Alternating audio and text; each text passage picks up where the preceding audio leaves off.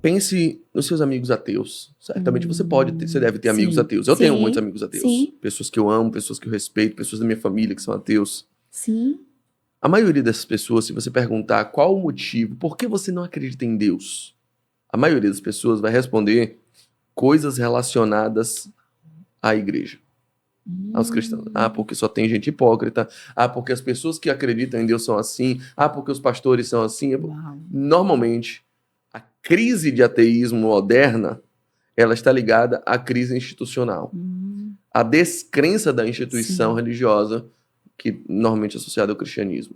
Então, a crise que eu enfrentei, Sim. a minha crise de fé, tinha muito a ver com vendo a crise ministerial que meu pai enfrentava, com pessoas que viraram as costas pra gente, com toda essa bagagem de decepção do contexto religioso, que de fato me fez ver, cara, isso tudo aqui é uma hipocrisia.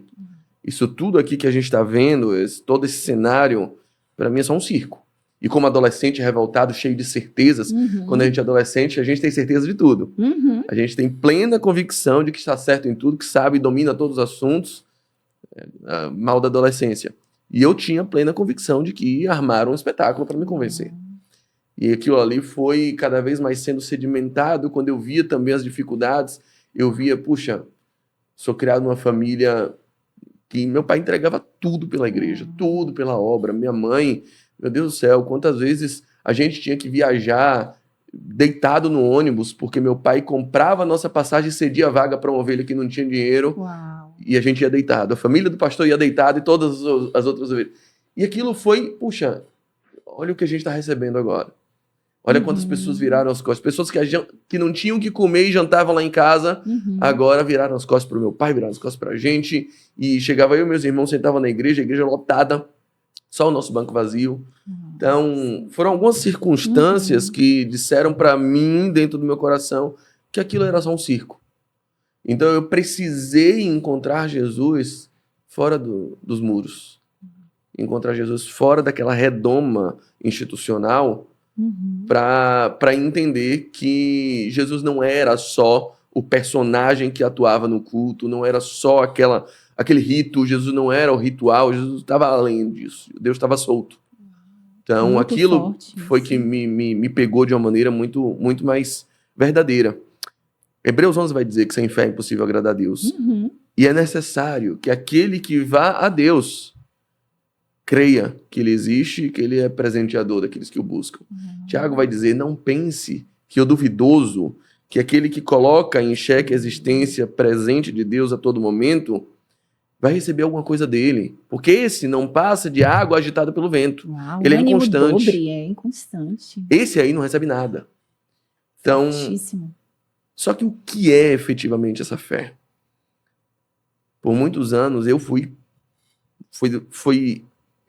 forçado, levado a acreditar que fé era uma espécie de otimismo, de que eu poderia alcançar coisas, de que se eu pensasse muito bem, Deus se prostraria aos meus projetos. Fé, muitas vezes, em muitas crenças, parece a teimosia de você tentar forçar Deus a dar aquilo que ele não quer dar. É insistir com Deus até ele dizer, até ele mudar de ideia. Isso é fé, na cabeça de muitos. Jesus, quando pergunta a esses cegos, ele pergunta assim, vocês creem no que eu posso fazer? Não é no que vocês podem fazer se confiarem muito. Não é no que vocês conseguirão realizar se declararem com fé. Não é isso. Jesus pergunta, você crê no que eu posso fazer? Na minha capacidade. Na capacidade dele. Então, fé, eu comecei a entender que fé está muito mais relacionado a uma aptidão de me sujeitar à vontade dele, mesmo quando não é a minha. Fé não é acreditar que tudo o que eu desejo vai se realizar. Fé é me prostrar para que tudo que Deus deseja se realize em mim.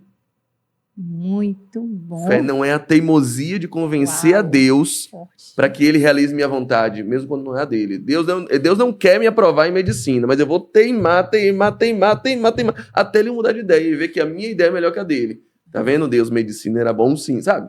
Tem muita gente que acredita nisso. Fé, vai, insiste, declare com fé, exija com fé, proclame com fé, profetize com fé, até Deus mudar de ideia. Cara, Vamos lá. Antes da gente falar em fé, você já perguntou a Deus qual é a vontade dele? Qual é o propósito dele na sua vida? Aleluia. O que ele quer fazer com você? Depois que você descobrir isso, a gente conversa sobre fé. Porque aí sim você vai precisar de fé para se prostrar, abrir mão da sua boa ideia Uau. em troca da ideia dele. Então, na minha adolescência, Deus me quebrou em meus planos, em muita coisa que eu achava. E aí, é como se ele, do mesmo jeito que ele chegou para Jó e disse assim: tá, senta aí, vou te fazer umas perguntas e vai responder. Jó, onde é que você estava quando eu colocava os firmamentos da terra? Onde eu dizia haja?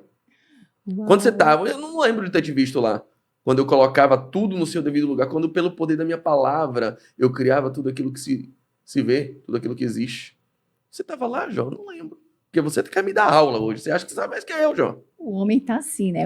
É o self. Ora, É o ora. self, é sobre mim. E não é sobre a gente, Exato. é Por sobre quê? ele. Se você contrata um coach, ele vai dizer para você que o melhor de todos os amores é o amor próprio. E que você tem que se priorizar acima de tudo. E que você tem que passar por cima de tudo e ser resiliente para alcançar seus objetivos. Só que a conta não fecha. Porque o coach do seu vizinho está dizendo a mesma coisa. Uau. E ele também está passando por cima de você. É a cultura, Essa conta não né? fecha.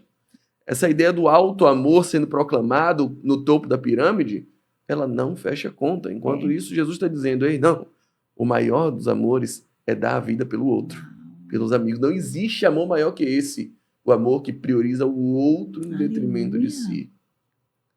Jesus saiu na contramão. Então Jesus, ele me fez olhar para uma contramão e quebrou todas as minhas certezas de adolescente. Foi aí que eu comecei, opa, agora o evangelho vai fazer sentido para mim.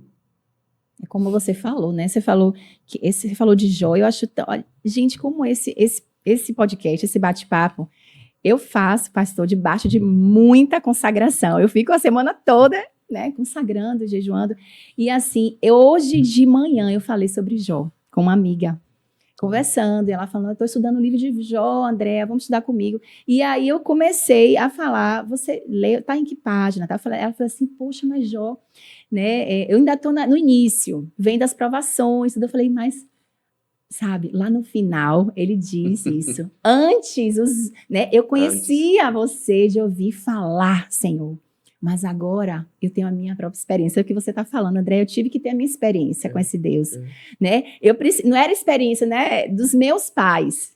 Né? Talvez hoje você que está entrando aí, né, aqui nesse bate-papo com a gente, você que é adolescente, às vezes tem aquela fase de dizer: olha, não, porque meu pai e minha mãe têm a sua própria experiência com o Senhor.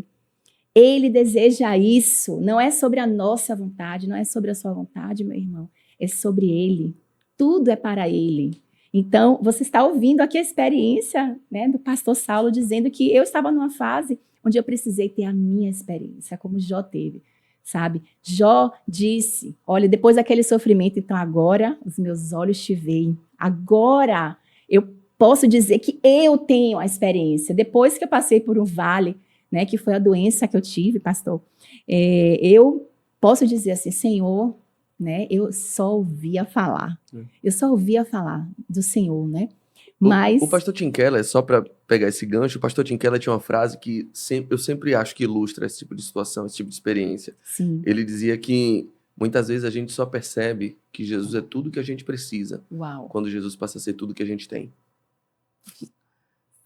Quando Jó diz assim: antes eu te conhecia de ouvir falar. Antes quando? Antes quando eu tinha dinheiro, quando eu tinha filhos, quando eu tinha saúde plena. Antes, nessa fase, eu conhecia um Deus de ouvir falar. Era um Deus que eu não precisava tanto. Era um Deus que, se sumisse, talvez não me fizesse falta. Uau. Mas depois, quando ele passou a ser tudo que eu tenho, na falta, na carestia, aí eu vi: Aleluia. agora os meus olhos te veem. Agora eu não tenho outra opção senão ficar olhando para Jesus. Olhando para... Agora oh, meus olhos glória! veem, sabe?